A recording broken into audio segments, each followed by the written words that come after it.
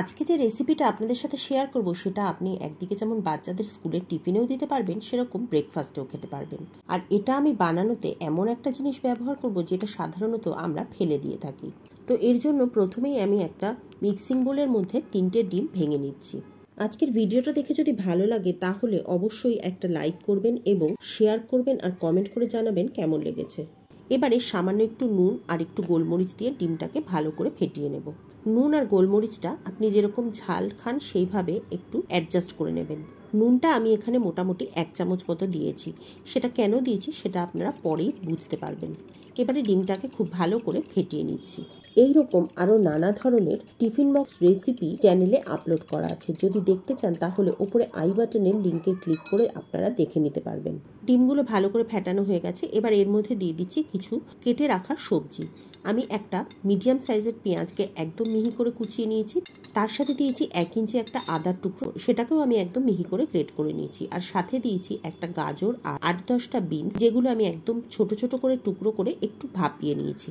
এরই সাথে দিয়ে দিচ্ছি ব্রেড ক্রাম্ব। তবে এই ব্রেড ক্রাম্বটা যেটা দেখছেন সেটা কিন্তু আমি ব্রেড দিয়ে তৈরি করিনি। স্যান্ডউইচ তৈরি করার সময় আমরা ব্রেডের যে সাইডগুলোকে ফেলে দিয়ে থাকি সেইগুলোই আমি কেটে রেখেছি। আর সেই সাইডগুলোকেই আমি মিক্সিতে দিয়ে একদম মিহি করে গুঁড়ো করে নিয়েছি। তারপরে এই গুঁড়োগুলোকেই আমি এর মধ্যে মিশিয়েছি। পাউরুটি দিয়ে যখনই স্যান্ডউইচ বানাবেন তখন সেই ধারগুলোকে ফেলে না দিয়ে এইভাবে এই রেসিপিটা বানিয়ে দেখতে পারেন, দারুণ খেতে লাগে। আপনি বুঝতেই পারবেন না যে এগুলো পাউরুটির সেই ফেলে দেওয়া ধারগুলো দিয়ে তৈরি করা হয়েছে। মিশ্রণটা সবকিছু মেশানোর পর আমার একটু ড্রাই মনে হচ্ছিল, তাই জন্য আমি সামান্য একটু দুধ ব্যবহার করছি। দুধটা দিয়ে আবারও খুব ভালো করে সবকিছু মিশিয়ে নিচ্ছি। তবে মিশ্রণটা কিন্তু একদম গোলা গোলা হবে না, একটু এরকম মাখা মাখাই হবে। সমস্ত মিশ্রণটা মেশানো হয়ে যাওয়ার পরে তারপর এর মধ্যে দিয়ে দিচ্ছি 1/2 চা চামচ মতো বেকিং পাউডার। বেকিং পাউডারটা দিয়ে আরও একবার সবকিছু খুব ভালো করে মিশিয়ে নিচ্ছি। আশা করি এতক্ষণে বুঝতেই পেরেছেন যে আজকে আমি কি বানাচ্ছি। হ্যাঁ, বানাচ্ছি এগ মাফিন। বাচ্চারা এটা খেতে খুবই ভালোবাসে, আর টিফিনে যদি দেন তাহলে বাচ্চাদের পক্ষে এটা খাওয়াও খুব সহজ হয়। সব কিছু ভালো করে মেশানো হয়ে গেছে।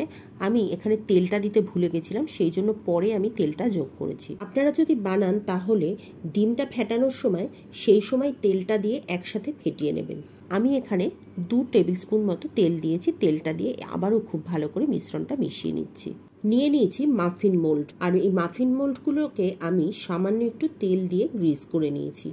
তবে যেহেতু সিলিকনের মোল্ড খুব একটা গ্রিস করার প্রয়োজন পড়ে না, তবুও তৈরি হওয়ার পরে যাতে সহজে এটাকে ডিমোল্ড করা যায় সেই জন্য আমি একটু তেল ব্রাশ করে নিয়েছি। এবারে সামান্য কিছু মিশ্রণ দিয়ে এর মধ্যে ভরে নিচ্ছি।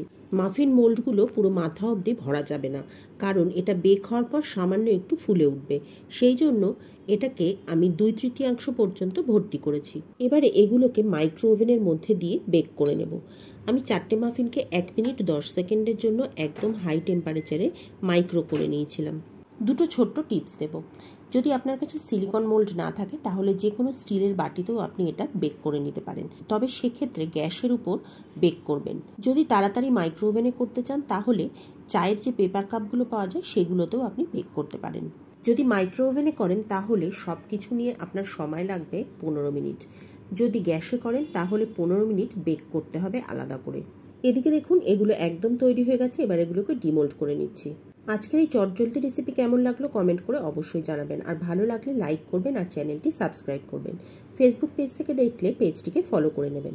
দেখুন মাফিনগুলো কত সুন্দর তৈরি হয়েছে। এবার একটা কেটে আমি দেখিয়ে দিচ্ছি এটা কত সুন্দর ভেতর থেকে বেক হয়ে গেছে।